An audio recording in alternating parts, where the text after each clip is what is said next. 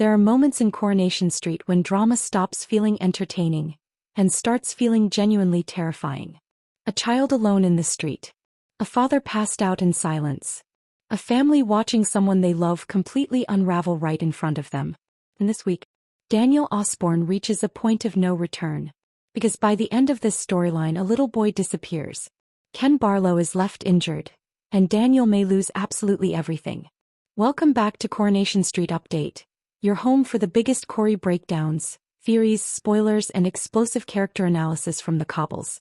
And trust us, this upcoming week is not just emotional. It is devastating. Because what begins as humiliation slowly transforms into total collapse. And the most chilling part? Daniel never sees it coming.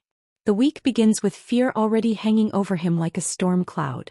Ever since the vicious online attacks from Truth Teller 2 spread across Weatherfield, Daniel has become a man living under siege.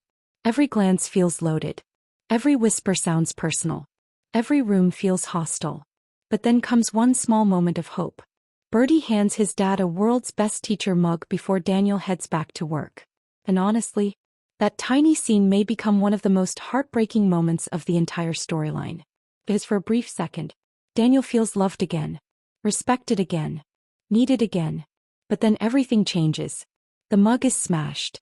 Lily barges into him at school, the gift crashes to the floor, and suddenly all the humiliation Daniel has been carrying explodes back to the surface.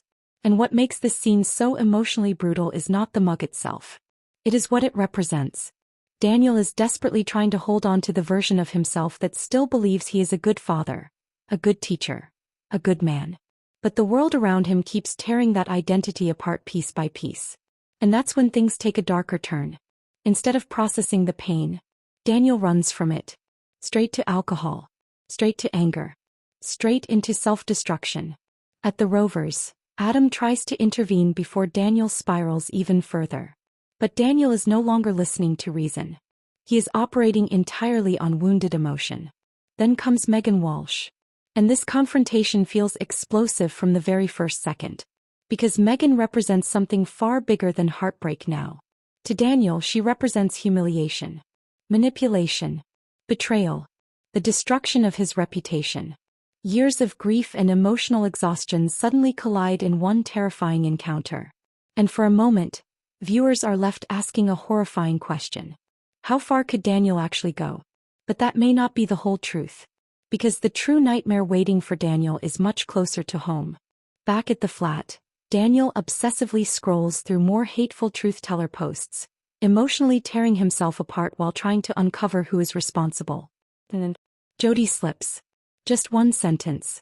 One tiny remark. But it changes absolutely everything. In an instant, Daniel realizes the woman comforting him, supporting him, standing beside him through his darkest moments, may actually be the person destroying him behind the scenes. The betrayal here is psychologically devastating. Because this is not just trolling anymore. This is emotional infiltration. The kind of manipulation that makes somebody question every conversation, every act of kindness, every moment of trust. Daniel finally erupts. He accuses Jody of orchestrating the entire nightmare. The paranoia, the sleepless nights, the public humiliation, the collapse of his mental stability. And even though she denies everything, Daniel no longer believes a word she says. What happens next is heartbreaking. Because instead of stepping back, Daniel drinks more. And Bertie pays the price. This is where the storyline becomes genuinely difficult to watch. Back at home, Bertie asks for food. Daniel ignores him. Not because he does not love his son, but because he is emotionally and physically gone. Passed out. Broken. Disconnected from reality. And then Corrie delivers one of the most terrifying images of the entire week. A child trying to cook alone. Smoke filling the kitchen. Panic. Confusion. Fear. Before Bertie walks out into the night completely alone. The silence surrounding these scenes makes them even more chilling. No villains. No explosions. Just the horrifying consequences of emotional collapse. And honestly, that is what makes this storyline so powerful. Because Daniel is not being written as evil. He is being written as somebody drowning. But drowning people can still drag others down with them. The next morning becomes pure chaos. Daniel wakes up to a call from school asking where Bertie is. And the panic that hits him in that moment is absolute. Suddenly the alcohol haze disappears. The anger disappears. The excuses disappear. All that remains is terror. Where's Bertie? Is he safe? Did something happen to him? And the street immediately turns against Daniel. Not out of cruelty. Out of fear. Because everyone can now see what Daniel himself refused to admit. He is no longer coping. The confrontation at the Barlow house is explosive.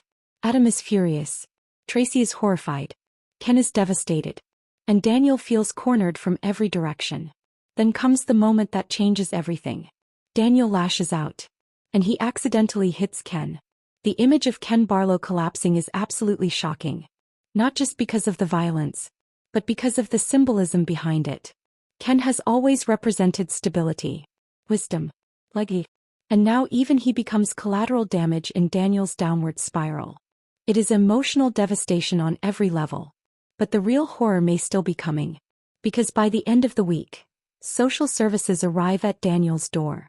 And suddenly this stops being just a personal crisis. This becomes institutional. Potentially life-changing. Could Daniel lose Bertie?